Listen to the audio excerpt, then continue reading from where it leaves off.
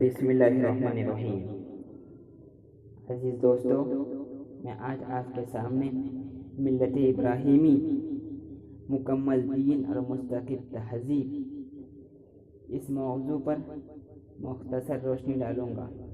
یہ امت جس کو ملت ابراہیمی بھی کہا جاتا ہے، اس تہذیب و تمدن کے بانی حضرت ابراہیم علیہ السلام تھے۔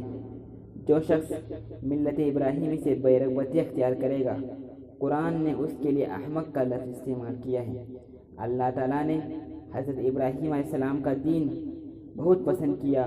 کلی طور پر خود انبیاء کی ذات بھی صرف ایک عقیدہ اور صرف دین اسلام کی ہی دعوت نہیں، بلکہ تہذیب اور تمدن اور نئے طرز حیات کے بھی بانی تھے، جو ربانی تہذیب کہلانے کے مستحق ہیں۔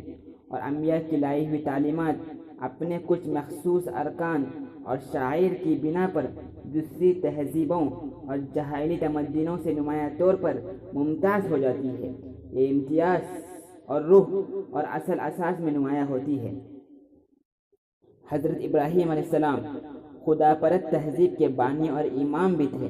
اللہ تعالیٰ نے آپ کو شرک اور بت پرستی کی نجاست سے بچایا، اوہام پرستی سے بچایا، انسانوں اور پتھروں کو معبود بننے سے بچایا۔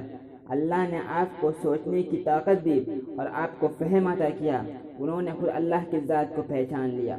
اسی پیغام لے کر حضرت سرکار دو عالم صلی اللہ علیہ وسلم اس دنیا میں تشریف لائے، انسانوں کو اللہ کا پیغام سنایا۔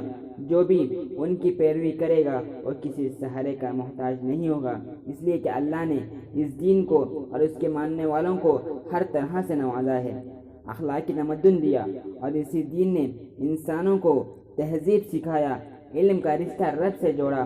لہذا ہم پر ضروری ہے جو بھی علم حاصل کریں اسی نام یعنی اللہ کے نام کے ساتھ حاصل کریں۔